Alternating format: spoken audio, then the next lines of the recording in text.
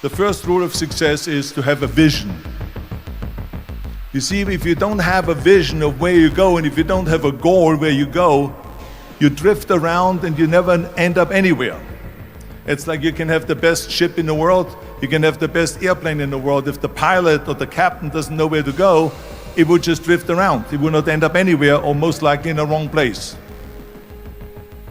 So I was very fortunate that I stumbled onto my vision.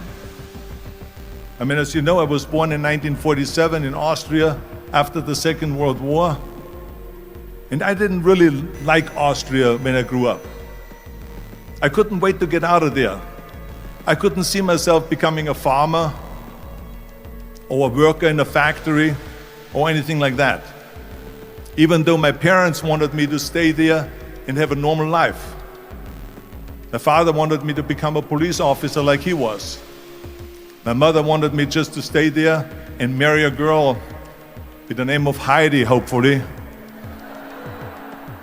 and have a bunch of kids and run around like the Van Trapp family in The Sound of Music.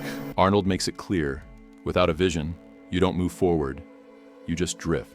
Talent and tools mean nothing if you don't know where you're headed. He escaped the life everyone planned for him because he dared to imagine something bigger. Success always starts with seeing a future before it exists.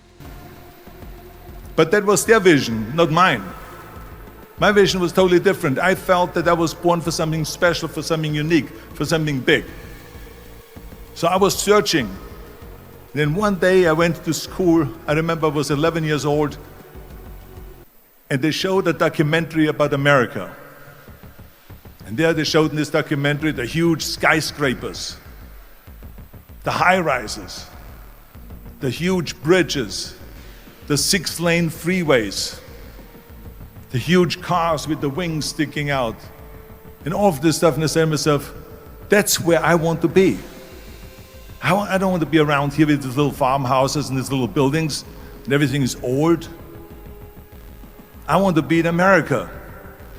But now the question was just, how do you get to America? In those days, it was a very expensive trip. It's not like today. So again, I was very fortunate that one day after school I walked by a store in Graz, which was called Brühl. And it was the only store that really sold kind of American stuff. So one day they had jeans there, American jeans. And then they had the bull walker.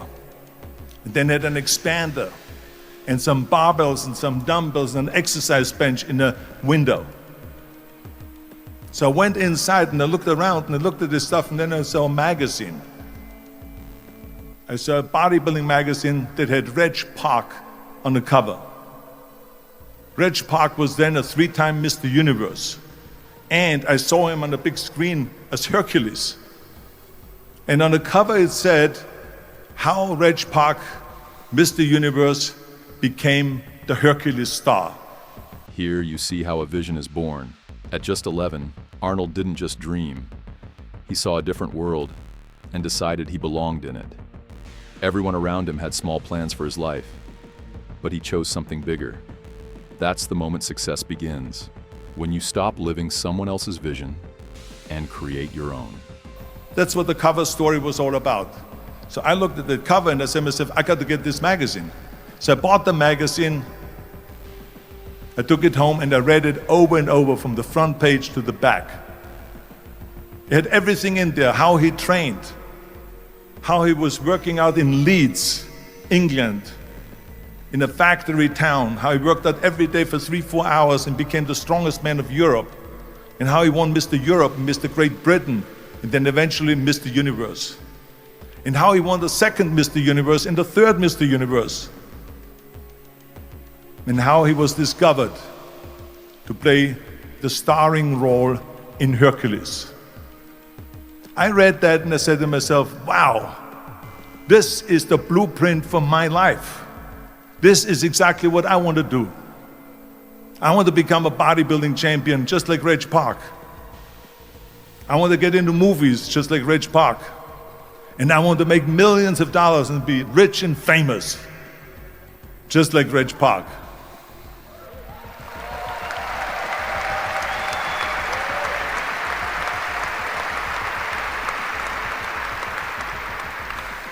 Do you know how great it felt that I knew where I was going? Imagine the majority of people don't know where they're going. I knew where I was going, that I'm going to become this bodybuilding champion just like him. So it was just a question of how do you do it? I was so relieved because when you have a goal, when you have a vision, everything becomes easy. Because remember that in America, for instance, when you study, you will see the percentage of people that like their jobs. 74% hate their job in America. That magazine didn't just inspire Arnold. It gave him a roadmap. He didn't admire Reg Park. He studied him. In that moment, his dream became a plan. That's how futures are built, when possibility turns into direction. Do you know how great it felt that I knew where I was going? Imagine the majority of people don't know where they're going. I knew where I was going, that I'm going to become this bodybuilding champion just like him. So it was just a question of how do you do it?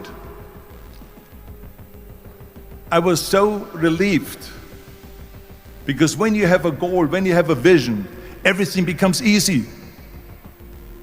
Because remember that in America, for instance, when you study, you will see the percentage of people that like their jobs.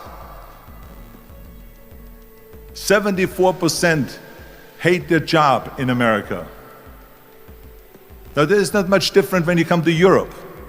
The majority of people don't like what they're doing because they're really not doing it because they didn't have a goal and they followed this goal. They just aimlessly drift around and then all of a sudden there's a job opening, so they get that job because you have to work. But then when you work, it's a chore.